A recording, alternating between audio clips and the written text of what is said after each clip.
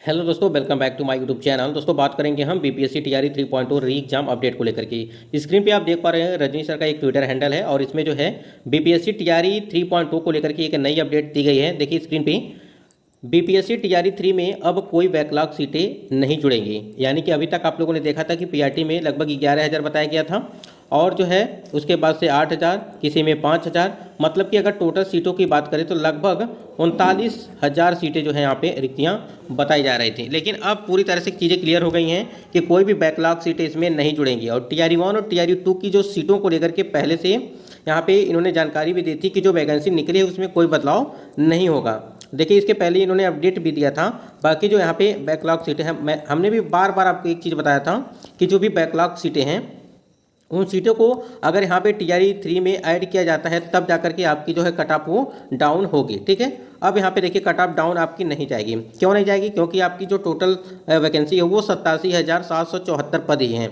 बाकी यहाँ पे जो ऐड होने की बात की जा रही थी वो लगभग 30 से, ठीक है, यानी कि 25 से 30,000 के आसपास जो है वो सीटें आपकी ऐड होने वाली थी। लेकिन पूरी तरह से सीटें अब यहाँ पे ऐड नहीं की जाएंगी। यानी कि जो बैकलॉग सीटें आपकी टीआरई 1 और टीआरई 2.0 की, उन सीटों को अब हमको लगता है कि 4.0 की भर्ती में से अब ऐड किया जाएगा। क्योंकि 1.6 या 1.5 यानी कि लगभग 1.5 लाख के आसपास आपकी जो टीआरई 4.0 की भर्ती प्रक्रिया है वो उसी पे होने वाली है।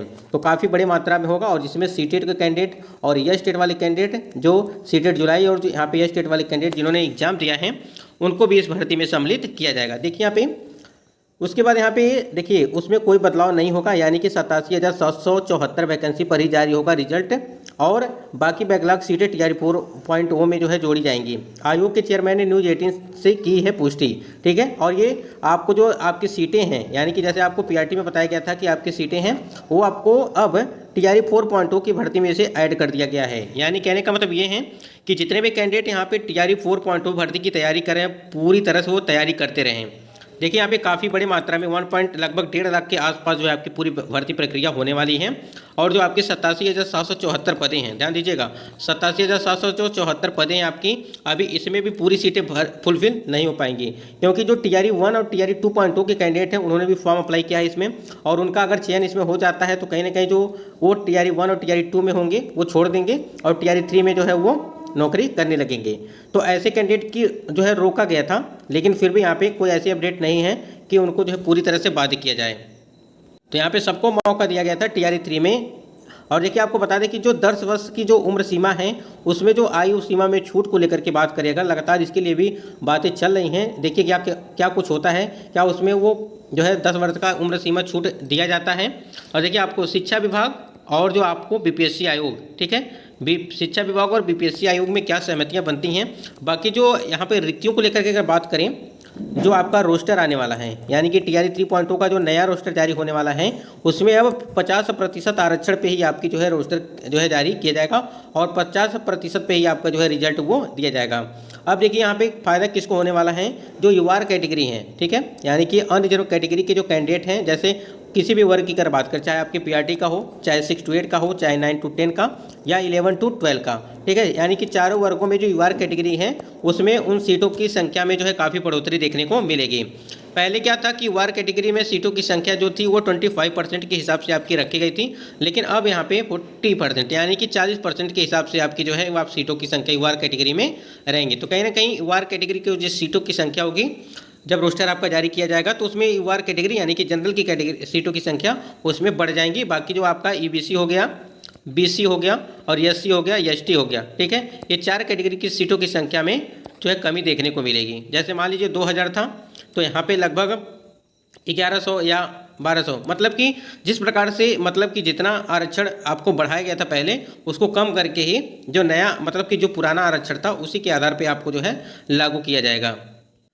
उसके बाद एक और अपडेट यहाँ पे आई थी कि आपके रिजल्ट को लेकर के, देखिए 50% आरक्षण पे आपका रिजल्ट दिया जाएगा, लेकिन कब दिया जाएगा वो दुर्गा पूजा के बाद बताया गया है कि दुर्गा पूजा, आज प्रेस कॉन्फ्रेंस में यही सारी चीज़ें बातें की गई हैं कि आपको दुर्गा पूजा के बाद आपका रिजल्ट दिया जाएगा और सप्लीमेंट्री रिजल्ट जो है वो नहीं दिया जाएगा। क्यों नहीं दिया जाएगा? क्योंकि देखिए उसमें नोटिफिकेशन में साफ साफ चीज़ें लिखी गई हैं कि आपका सप्लीमेंट्री रिजल्ट नहीं आएगा।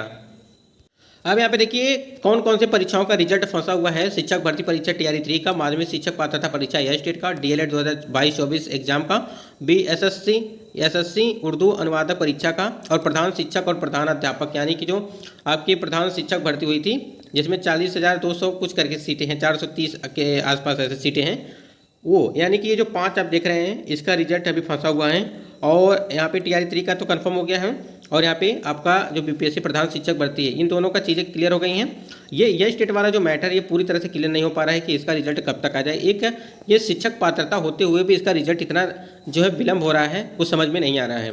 लेकिन आपकी टीआरई 3 और प्रधान शिक्षक भर्ती का रिजल्ट दुर्गा पूजा के बाद जो है आपको दे दिया जाएगा। रिजल्ट में देरी होने का 2 कारण हैं, चलिए एक बार देखते हैं।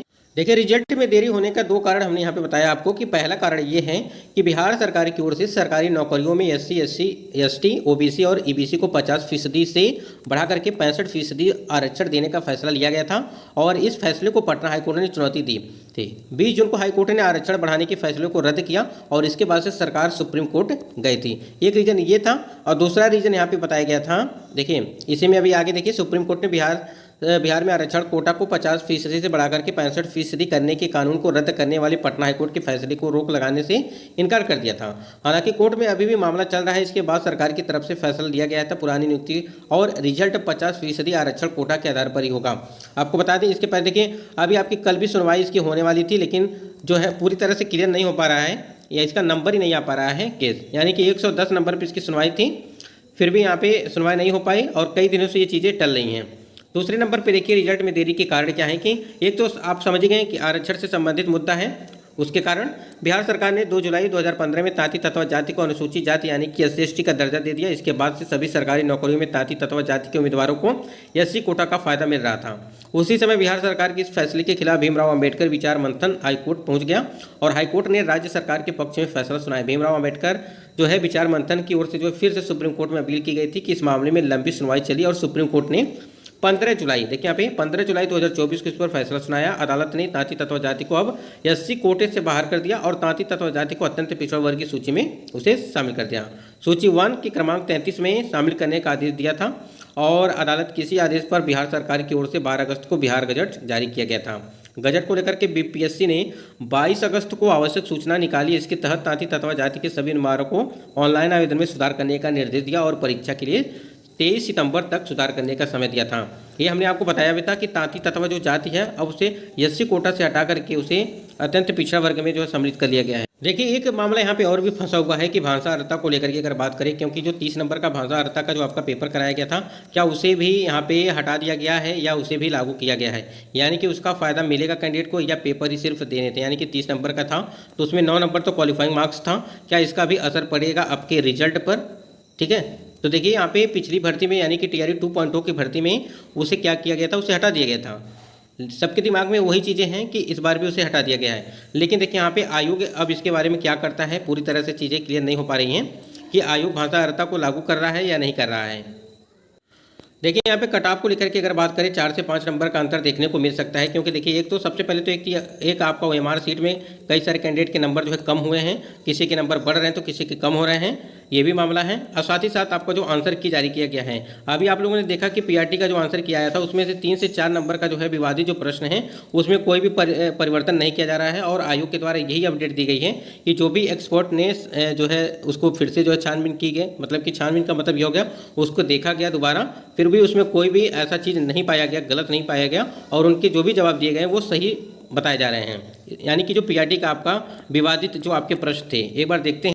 देखिए ये PRT का ये तीनों सवाल हैं और इस पर जो है पहला सवाल बिहार की सबसे पुरानी नदी घाटी परियोजना वाला था और इसमें जो है उसके बाद से दूसरा सवाल वायुमंडल अधिकतम गर्मी कहाँ से प्राप्त करता है और तीसरा जो विवादित प्रश्न था वो अम्लीय वर्षा की कार्बन डाइऑक्साइड जिम्मेदार है या NO2, ठीक है, यहाँ पे दिया गया था। तो ये ऐसे सवाल मतलब कि बताए गए थे कि जिसमें ये विवादित बताया जा रहा था, इसके आंसर जो है आयोग के द्वारा परिवर्तित कर दिया गया था। फिर भी इससे को जो है आयोग ने पूरी तरह से जांच पड़ताल करते हुए देखा और इसको पूरी तरह से सही माना है। देखिए आयोग ने ये साफ साफ चीज़ें बता दिया है कि जो है इसमें कोई भी परिवर्तन नहीं किया जाएगा और उसमें कोई भी मौका नहीं दिया जाएगा, इसमें कोई भी चेंजेस नहीं होंगे। यानी कि PRT की हम बात कर रहे हैं, ध्यान दीजिएगा, PRT की हम लोग बात कर रहे हैं, इसमें कोई भी परिवर्तन नहीं किया जाएगा आंसर की में।